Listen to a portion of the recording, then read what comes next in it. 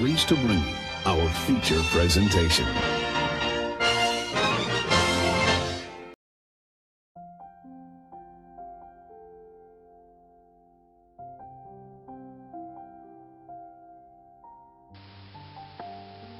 Kurt Lewin's three-step theory of planned change is being presented by Karen Davis-Smith, Guyan Gordon, Agnes Angus, and Layson Megoo. By the end of this presentation, you should be able to give a brief background about Kurt Lewin. You should also be able to identify the main features of his three-step model, state the strengths and weaknesses of the theory, and identify the implications as well as how the theory may be applied to the education context.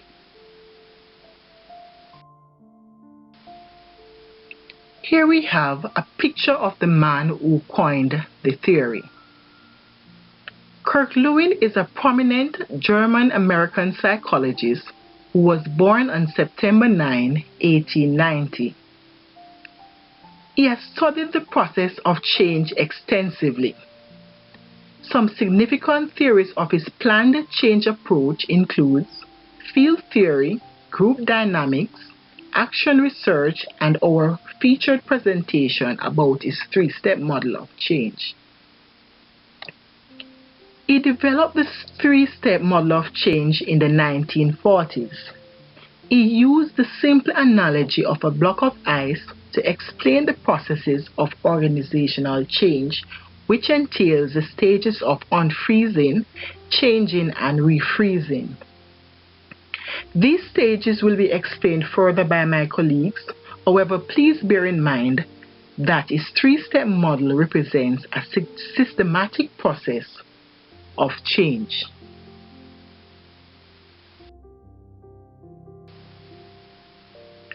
The main principles of Lewin's three-step model entails creating the perception that change is needed and giving others the understanding of why the change must take place. It also involves the actual change, which is a systematic movement towards the new desired level of behavior and the solidification of this new behavior as the norm. Lewin also believed that in order to change attitudes and behaviors, the person being changed must be stirred up emotionally and have a thrust to evoke such a change. Now for more details on the different stages of Lewin's theory involving unfreezing, change, and refreezing. During the unfreeze stage, patterns and structures that were already established will be challenged. A number of things will be discarded, such as old behaviors, attitudes, beliefs, and prior values. Despite perceptions of individuals, they must discard their resistance and instead desire to conform. In getting the individuals in a state of readiness for change, they will be educated or informed of the reasons why things are done, how they are done, when they are done, and what the changes are. At this point, consultation is made with workers to get their views, and they are in turn given time to think or to process what is taking place. Plans are put in place in the form of objectives and time, along with other resources, and leaders and managers are assigned to teams at this first phase.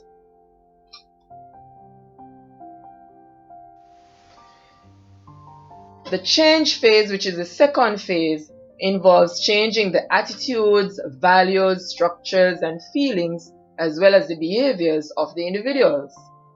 Attempts made at this time to predict or identify the outcome of change is specifically difficult. Change agents will ensure the individuals are praised, encouraged, recognized, and shown empathy while they are being coached, trained, managed, led, and guided.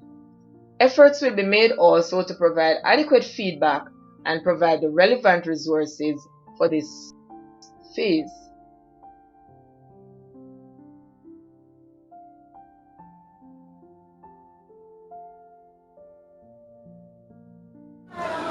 Hello, I'm Dudley Thompson, and welcome again to WDT Media TV.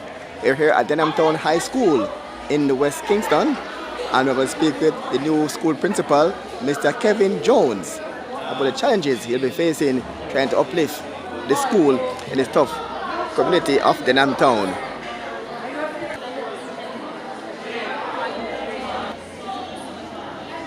We're joined by Mr. Kevin Jones, the new principal of the school. So, Mr. Jones, let's say welcome to Roots FM and also WDT Media TV. Tell us about your role here as new principal and what you're trying to do to uplift the school in Denhamtown. Alright, morning. Kevin Jones is the name. I'm the new principal of Denhamtown High School. Today is the official opening of the school for the second term for the 2019-2020 academic year. As the new principal, I've embarked on a program of change. For example, we have created a new crest or a new logo for the school. We have changed the uniform. As you know, they used to wear the yellow and the black. And they are now wearing burgundy and white for the girls and straight khaki for the boys. We've created a new vision and mission statement. We have repainted all the classrooms. We're going to paint the entire school. We have a number of changes. We have additional security. We have safety and security officers. Right now we have 8 on the school premises, and they'll be walking the hallways and monitoring the blocks. We will do our searches and spot checks. We have new grade coordinators. We have form teachers assigned to different forms. We're looking at people's strengths and weaknesses. Yes.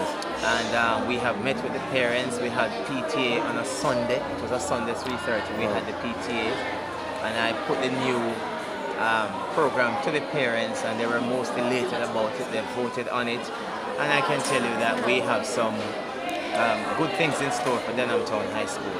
It will no longer be seen as a failing school.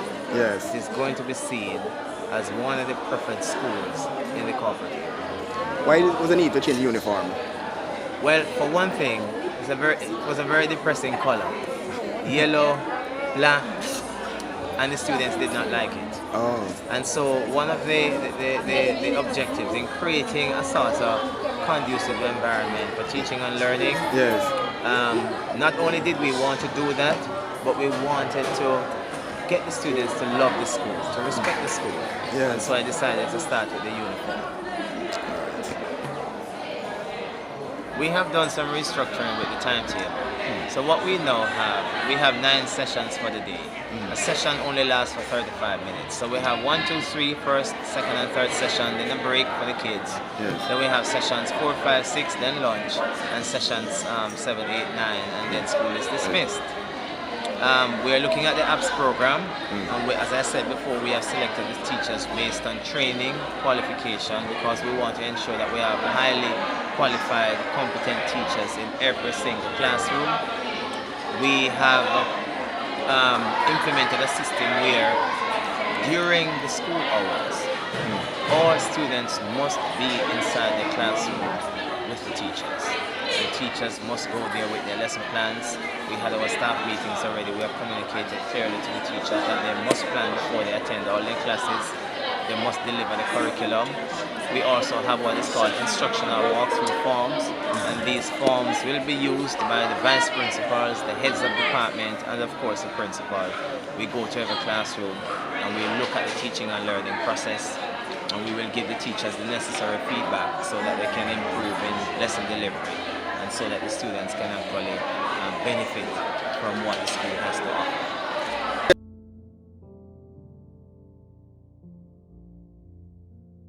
The final stage, which is the refreezing stage, all efforts are to be made to ensure the implemented changes are used at all times.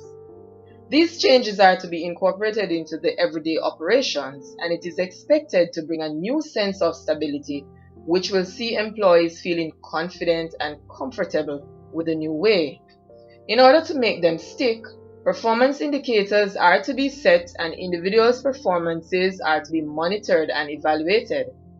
A system is to be established along with controls in order to check on what is happening.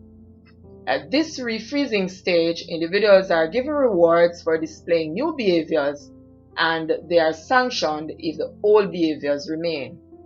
It is at this point that relative stability exists. What are the strengths of Kurt Lewin's three-stage model? The model focuses on how to move people through change. It is grounded in democratic institutions and values. The theory emphasizes group dynamics in change. It has the potential to improve group effectiveness in a stable environment, and it is central to ongoing research in the theory and practice of change management.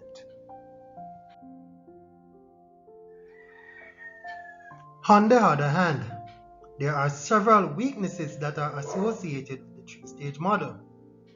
It assumes that change is sequential and is always progressing.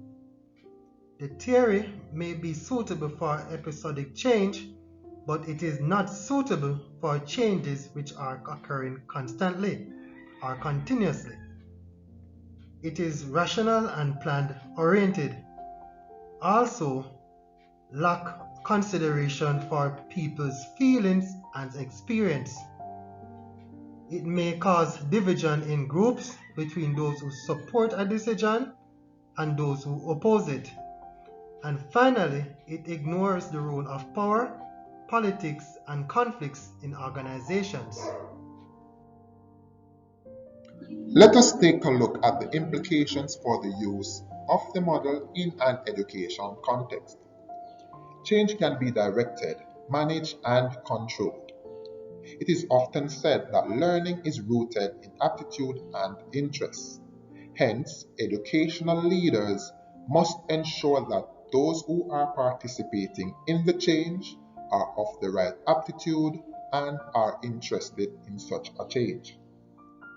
Explicit recognition that change will be resisted. There are a lot of benefits in acceptance, admission, or recognition of the change. Therefore, once we know and recognize that the resistance to change is possible, it is imperative that we overcome this resistance. This is where, during the unfreezing stage, we must highlight the need and the benefits associated with the change. The resistance can overcome through management and good leadership.